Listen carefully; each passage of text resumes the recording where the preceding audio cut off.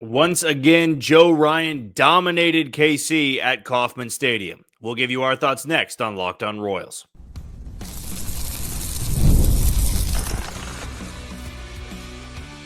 You are Locked On Royals, your daily Kansas City Royals podcast. Part of the Locked On Podcast Network, your team every day. You are tuned into another edition of Locked On Royals on the Locked On Podcast Network. As always, I'm your host, Jack Johnson, and you can find me on Twitter or X at JohnnyJ_15. That's at JOHNYJ_15.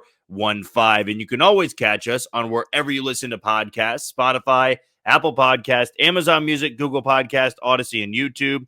Just be sure to hit that follow button and subscribe. For you first-time listeners, here's how our layout works. We bring you episodes Monday through Friday, and by popular demand, I thank you to everybody that responded in the comments below in the last episode. I want to say we had around 50 to 60 responses, and I would say 99% of them were that you wanted these episodes to be after the game. So moving forward, that's when we plan to post these episodes after each Royals game, unless it's Friday, which is a mailbag Friday. It's dedicated to the listeners. Any question you have, I will be sure to get to it and give you the best thoughts I have on it, give you the best answer I may have for any question involving the Royals. But you can always expect Monday through Thursday these episodes to happen after the game. Sometimes that's just later on, but clearly from the public responses, that doesn't bother you guys, whether you listen to them that night or you listen to them the next day. Today's show is brought to you by Monarch Money. Take control of your finances with Monarch Money. Use code LOCKEDONMLB at monarchmoney.com for 50% off on your first year. I am just returning from Kauffman Stadium after the Royals got shut out 4-0 by Joe Ryan. Once again, it's Joe Ryan doing what Joe Ryan does against Kansas City. For whatever reason, the Royals can't hit him. And you would think he is a first ballot Hall of Famer with the numbers he puts up against the Royals. He doesn't have overpowering stuff. It's not that he's out there looking like prime Jacob deGrom. He just hits his spots. He induces soft contact. And the Royals just clearly don't have the best approach against him. And whether that be Bobby Witt Jr. or Kyle Isbell, it doesn't matter. 1 through 9 didn't get anything done tonight. Now, Bobby Witt Jr. doubled. Michael Garcia had a hard single early on in the game, and Kevin Biggio had a single in the bottom of the seventh. It was one of the final hitters that Joe Ryan faced. However, nothing turned into a rally. Nothing turned into a spark. Joe Ryan was under control for the entirety of that game, and it overshadowed what was a fine start from Seth Lugo. He did grind through the final 3 innings. I want to say a tweet was put out there, sent to me, that 7 of the final 12 hitters he faced reached base. So he was really going through it in the final couple innings. It just didn't matter, though, in the end. When you've got a guy on the opposite mound, or I should say in the opposite dugout, not the opposite mound, that is pitching like that, it doesn't really matter what you do. Yes, Seth Lugo kept them in the game. It didn't matter, though, if he had given up 1 run and gone, 9 complete innings. Joe Ryan was doing, as I said, what Joe Ryan's done against the Royals in his career. Now a career 1.3 ERA against Kansas City. And it goes to show you that sometimes in baseball, a guy just has a team's number.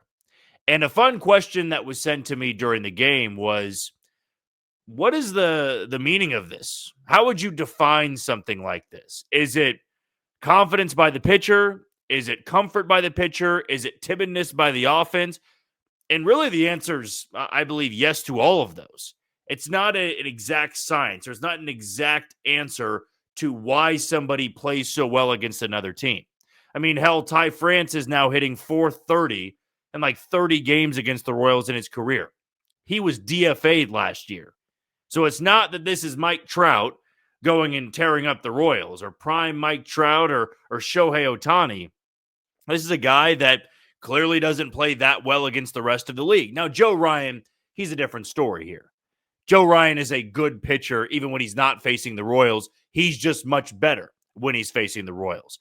He likely feels a lot of comfort when he's pitching at Kauffman Stadium. When he's facing this lineup, he knows he's got their number. That might be the mental part of it. However, sometimes you can overcome that mental part. Sometimes you can't. That's baseball. And that's the best definition I can come up with. Baseball's random like that. You never really know why somebody sees somebody so well. Like, there are guys out there that dominate, Shohei Ohtani. And you don't hear about it too much because Shohei Ohtani does it to everybody else.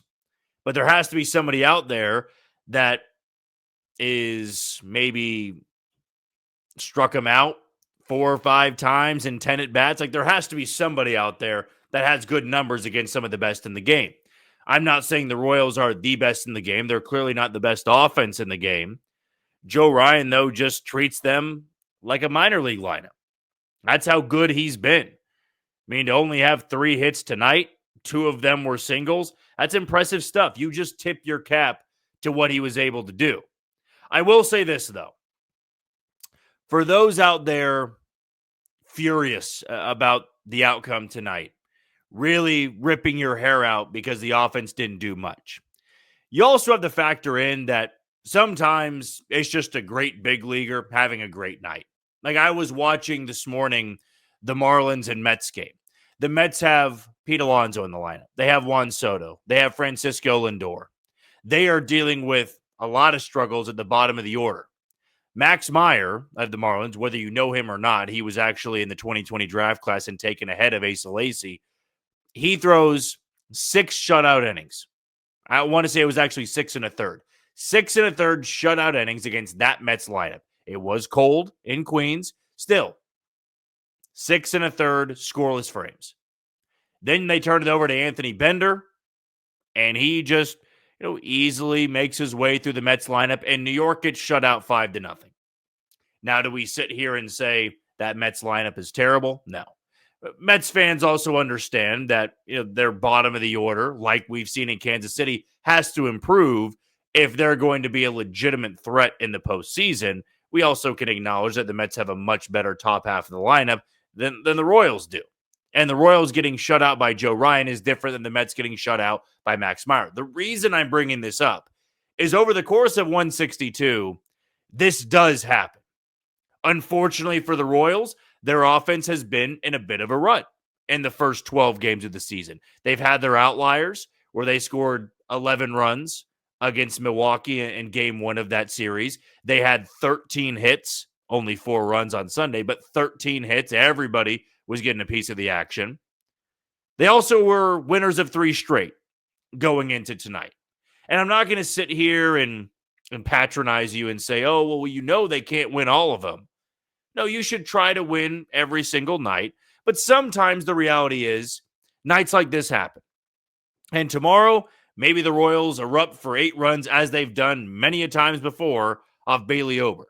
Like, maybe they just destroy Bailey Ober and they win that game 8-1.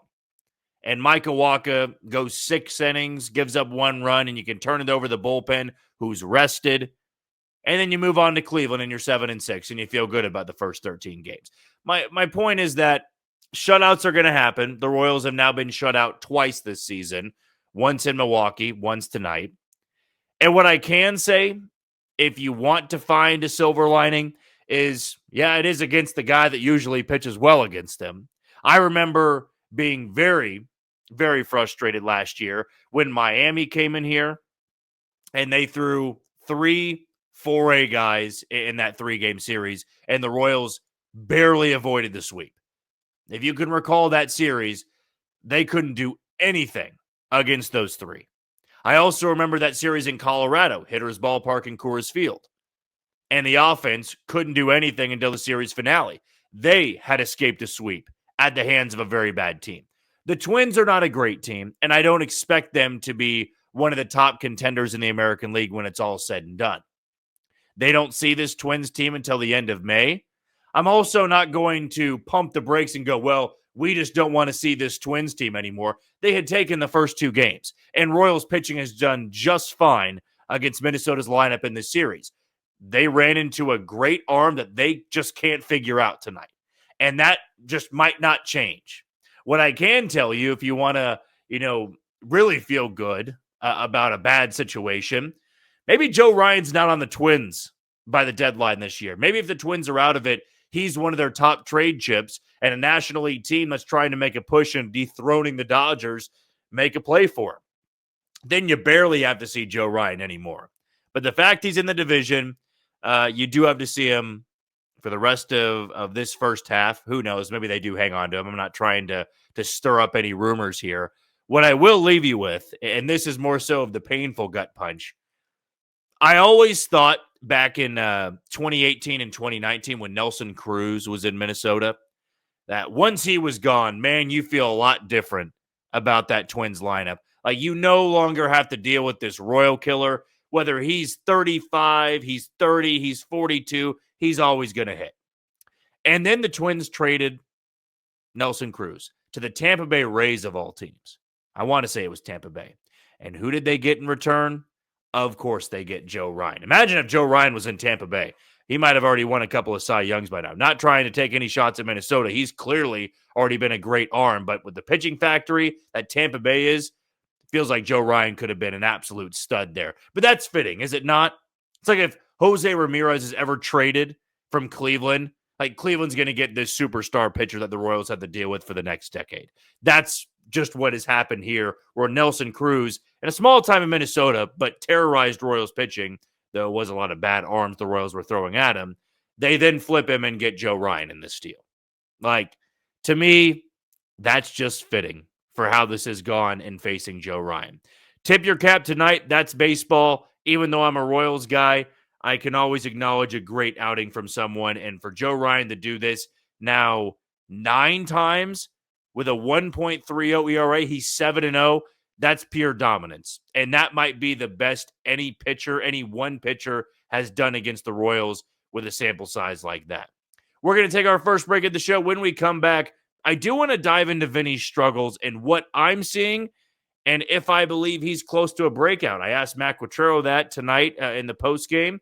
He did appear a little bit frustrated, I would say, by the question. But still, you have to ask it, and you have to see if some of these guys that need to contribute are close or on the cusp of doing better things for this offense. That's coming up on Locked On Royals. You are tuned into Locked On Royals on the Locked On Podcast Network. I'm your host, Jack Johnson, and you can find me on Twitter or X at JohnnyJ_15. Want to give a shout out to our first sponsor today in Wonderful Pistachios. Looking for a snack that's both delicious and nutritious? Crack into a good source of protein with Wonderful Pistachios. Wonderful Pistachios is one of the highest protein nuts, where each 1 ounce serving has 6 grams of protein, giving you over 10% of your daily value. Plus, they're packed with fiber and better for you unsaturated fats to help you keep you feeling fuller longer. Get snackin and get crackin with the snack that packs a protein punch. Visit wonderfulpistachios.com to learn more. That's wonderfulpistachios.com to learn more today. And again, if you're like me, who likes to snack a lot, whether it be between meals or you just need to grab something on the go, this is a nice little option for you. Just a small bag of pistachios. They do have that protein, so they keep you satisfied until the next meal. Can't recommend it more. Wonderful Pistachios is really that snack that keeps you very satisfied each and every day. Let's jump over to the offense here, because it was not a great night for them. It hasn't been a great, I would say 4 to 5 games for them. They've had their moments. They put together 4 runs in game 1 of this series. They had 4 runs on Sunday against Baltimore. So they've been able to do enough. They certainly are riding the coattails of some great starting pitching and some great bullpen work. We all can acknowledge, though, that the offense has to be much better.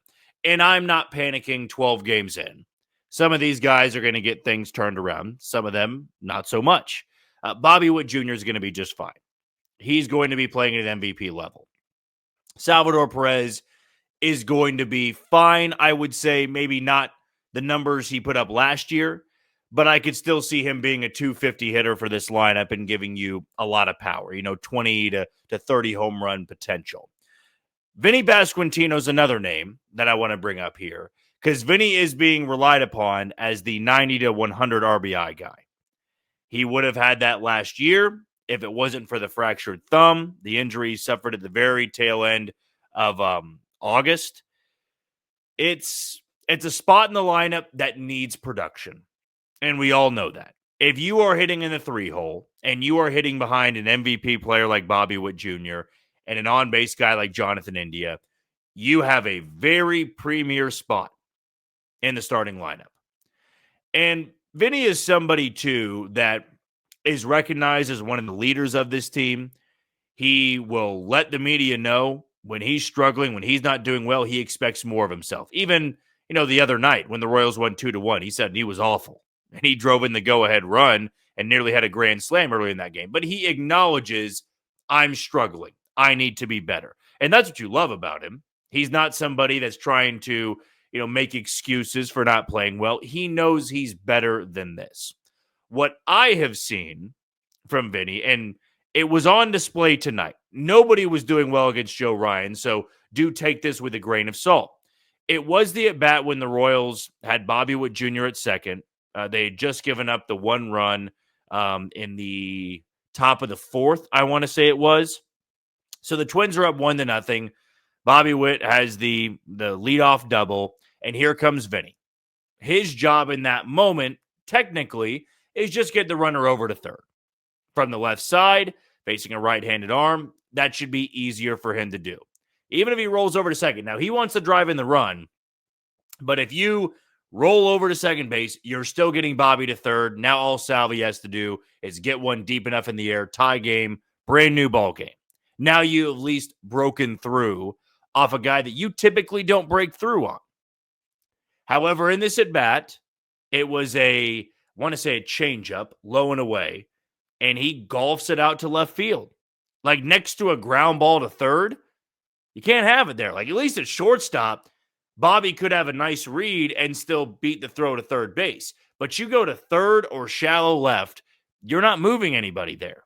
And then Salvi goes up and, Bobby Witt tries to steal third, but Salvi decides to swing in that, and he lines into a double play. It was a great, great throw by Harrison Bader. That swing, though, is telling me a little bit of these struggles, where maybe it's just doing too much. One of my favorite things about Vinnie Pasquantino coming up through the minor leagues was his plate discipline. It wasn't the lack of strikeouts. It wasn't the power, the hard hit rate.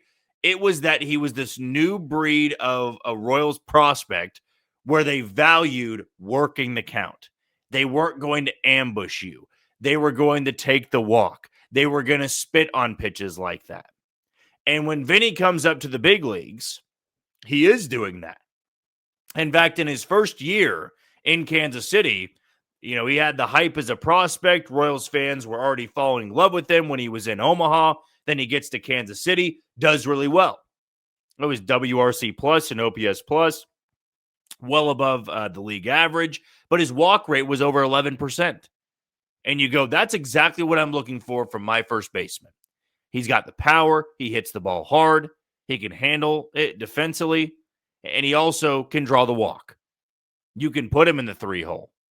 You can put him in the 2-hole, as he was a few times, I want to say, that year. Like, you can move him around the top half. What we know, though, is he's an on-base guy. And when you're a rookie, you're not being pitched around as much. You're getting more pitches to hit because there's not much of a book on you just yet. If you prove that you are a pretty big threat at the plate, well, then big league pitchers are going to start pitching around you. And he was able to lay off those pitches. Then in 2023, he didn't get to play for the entire year because of the labrum tear. That walk rate went down. It was under 10%. Now it's not as impressive to you, but once you get in that double-digit rate, you feel great about that guy's approach at the plate. Last year, you could argue a career year for Vinnie. He drives in nearly 100, leads the league in sac flies, has a fine average, has a fine OBP, above league average hitter. Walk rate dips to 7%. So, or I want to say it was last year was the 9%. Or last year was the 7%. Maybe. I'll need to go back. Might be 7% this year as well. I'm going off the top of my head, which is more so my fault. What I can say, though, is that it's decreased every year since his debut year, which was 2022. So 2022, he has a double-digit walk rate. Then it drops down in 2023 a little bit, drops down more in 2024, and now we've seen it around where it was last year. That version of Vinnie is the one that can start slowly, that goes through those slumps that we saw last year. When Vinnie is able to spit on those pitches, ones that are out of the zone, then he gets those pitches in his wheelhouse. Because right now you're getting the soft fly balls to left field, the ground outs to second base. But to me, when he's going well, and usually hitting coaches say this, it's when he's got even that opposite field swing, that left center gap, and he's hitting the ball hard and just lofting the ball in the air when you got a runner at third. He is a polished hitter, and maybe it's still working back from the hamstring. I don't want to rule that out completely. It's just something I'm seeing right now. And I'm sure he's seeing the same thing in the film room.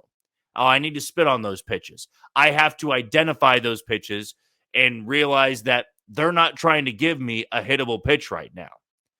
I mean, Joe Ryan, who was dissecting the plate, he knew that with Bobby Witt Jr. on second, he knows he's not going to steal third with nobody out because you have a left-handed hitter up and you never make the first out at third. But he's not going to lay one down the middle to Vinnie Pasquantino. He's not going to give him much in the zone. Because if he does, Pasquantino's going to punish that. He's got that ability. So if you can get him to pop one up, well, now you got one out and you got a free swinger in Salvador Perez coming up right after him. If he starts to spit on those pitches, if he starts to take more walks, it sounds very basic and simple. It's really not. But if he can do that, I believe we're going to see that average start to climb. You're going to see those 2 for 4 nights. You're going to see those 2 for 3 nights. Maybe even those 3 for 5 nights where he's really got the confidence going. And I asked Matt Quatraro in the postgame, do you feel like anybody's close to breaking out? And he said, it's an everyday game. You know, I can't sit here and say that, oh, somebody's going to get hot and they're going to stay hot. You just really don't know. If I had to pick somebody, though, that could be close to a breakout, I would say it's him. He's got the best track record. He's got the numbers to back it up. As for the rest of the guys that are struggling, I can't go as far to say that they're going to be able to turn around as quickly as him. Let's take our final break of the show. When we come back, let's look ahead to tomorrow's game and why it can be a big opportunity for the Royals. That's coming up on Locked On Royals. You are tuning to Locked On Royals and the Locked On Podcast Network. I'm your host, Jack Johnson, and you can find me on Twitter or X at JohnnyJ_15. Want to give a shout out to the title sponsor of today's show, which is Monarch Money. Ever check your bank account and wonder, where did all my money go? Between dining out, online shopping, and entertainment, it's easy to lose track. That's where Monarch Money comes in, your personal CFO, giving you full visibility and control over your finances. Monarch Money isn't just a budgeting app, it's a complete financial command center. You can track all your accounts, investments, and spending in one place, so you can stop managing your money and start building wealth. Take control of your finances with Monarch Money. Use code LOCKEDONMLB at monarchmoney.com for 50% off on your first year. That's monarchmoney.com with code LOCKEDONMLB. That's LOCKEDONMLB for half off on your first year. So get started today with Monarch Money, our very proud sponsor of today's show. Tomorrow, the Royals will have a pretty good opportunity to leave Kansas City on a bit of a high note. Whereas tonight, I looked at it as I'm very fortunate, and they should be very fortunate, they won the night before. Like losing to Pablo Lopez and the Twins on Tuesday night would have made tonight's game a little bit more frustrating. Considering you took game one, you feel good about it. You're a game, or actually you were 500 after Monday, but then you go into Tuesday, you find a way to climb over 500. Tonight, you fall back down, but we're not talking 500 and how many games over, 12 games into the season. So tonight, if there was one game to point to in this series and go, they're going to lose that one, it would be tonight. I'm not saying that just because they did. It's simply because Joe Ryan was set to throw on Wednesday night. Tomorrow is the different story. And good buddy Joel Penfield, he does phenomenal work over at One Royal Way, the KC Sports Network. He pointed this out that Bailey Ober is the anti-Joe Ryan. The Royals jump all over Bailey Ober every time they see him. And Bailey Ober's had a bad start to the year. Michael Wacha hasn't been great. A couple of outings where you just feel that he's really grinding through it. It's not as free and easy as he made it seem last year early on, though last year early on, Michael Wacha was the weak link in the rotation. And then he became arguably the best pitcher and most consistent pitcher for about a 2 to 3 month stretch. But going back to Bailey Ober, it's been ugly in these first two starts of the year. Now, going back to his his first start of the season, it was the second game of the year, if I'm not mistaken. Actually, might have been third because Pablo Lopez and Joe Ryan threw game 1 and game 2 in St. Louis. He gets tagged for 8 earned runs against the Cardinals lineup. That's not all that impressive. And I promise I'm not saying that because this is a Royals podcast. The Cardinals do have some guys in the lineup that you should fear. It's just not the Dodgers, and not many people have a Dodgers lineup. Nobody has the Dodgers lineup or the Yankees lineup or the Mets lineup. Still, 8 earned runs against the Cardinals on that game was lackluster. Then he does bounce back a little bit, you could say, against the Astros. He only gives up 1 run, but he goes 4 innings. So on the year, he's got a 12.15 ERA, and against the Royals, I want to say that his career ERA is well north of 5, if I'm not mistaken. It might have even climbed into the 6s last year because they saw him 3 times, I want to say, and tagged him in every single outing. So in the same way where you go, a 6.5 ERA per my buddy Joel Penfield for the Royals against Bailey Ober. So one of two things is going to happen here. Either one, Bailey Ober rights the ship and you're playing the odds game and you say, well, they can only beat him up so many times before finally he has a good outing. An example of that last year was Yusei Kikuchi. Yusei Kikuchi had terrible numbers against the Royals, and the 2 times he faced them last year, he dominated. It was when he was in Toronto, I want to say, and then when he got traded to Houston. Like, just shoved, and he was good. And you can tip your cap to that.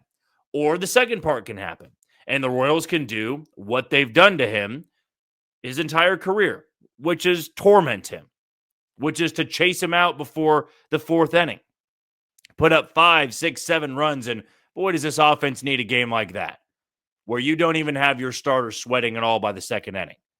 I'm not asking to put up 9 in the first as I did last year off Hunter Brown in Houston, but if you can give 5 to 6 runs, I don't believe you are going to be too upset with, a 5 to 6 or maybe a 6 to 3 game, a 6 to 4 game. You get 5 to 6 runs, you're going to feel great considering the way this offense has looked. And if you need me to bring up an example of, well, can you find me one where somebody who's had a bad track record or a good track record just continues to do it over and over again? Yeah, tonight. Joe Ryan was due for a bad outing against the Royals. And yet he goes out there and maybe has one of his best outings against the Royals, 7 shutout innings. So for Bailey Ober, is he going to do more of the same? Hey, I don't have these guys' number. They've got my number. And the Royals lineup is probably chomping at the bit that they get to face him tomorrow in the getaway game. It's a getaway day, and it's game 4 of this series. You have a great opportunity to make it back-to-back series win, a successful homestand, and then you can try to seek revenge on the Cleveland Guardians, who came into Kansas City on opening weekend and took 2 of 3.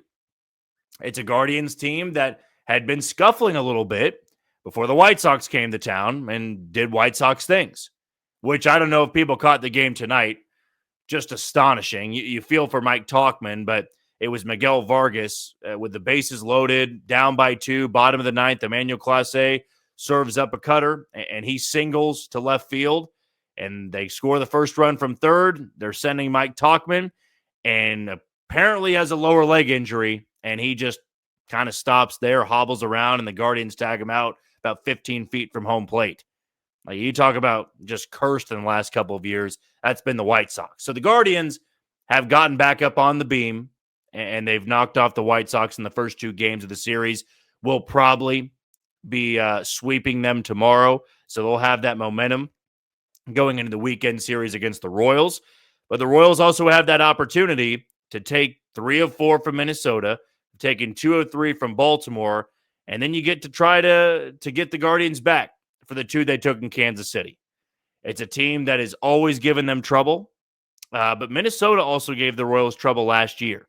That was one of the few teams in the Central they had a sub-500 record against. And this would be a great start to the season series. You take 3 of 4, you don't see him again until the end of May, and you don't see Joe Ryan. Maybe you could miss him in the rotation. That would be a blessing in disguise. But you wouldn't have to see Joe Ryan until then, and there might not be one guy out there in baseball that pitches better against the Royals than Joe Ryan. I think they would rather see someone like, Logan Webb in San Francisco or Yamamoto for the Dodgers. I don't want to say Shohei Ohtani just yet. Blake Snell, I could say, for the Dodgers. Freddie Peralta again. They'd see Freddie Peralta again before they'd want to see Joe Ryan. But tip your cap tonight. He was really good. Going into tomorrow, the anti-Joe Ryan, Bailey Ober will be on the bump. Michael Wacha will go for Kansas City. Well, that'll do it for another edition of Locked On Royals and the Locked On Podcast Network. I have been your host, Jack Johnson. Thank you for making Locked On Royals your first listen today. For your second, check out all new Locked On MLB Game Night. Every game, every night, all season long. Get local analysis on a national scale, and you can find MLB Game Night on Locked On MLB on YouTube or wherever you listen to your podcast.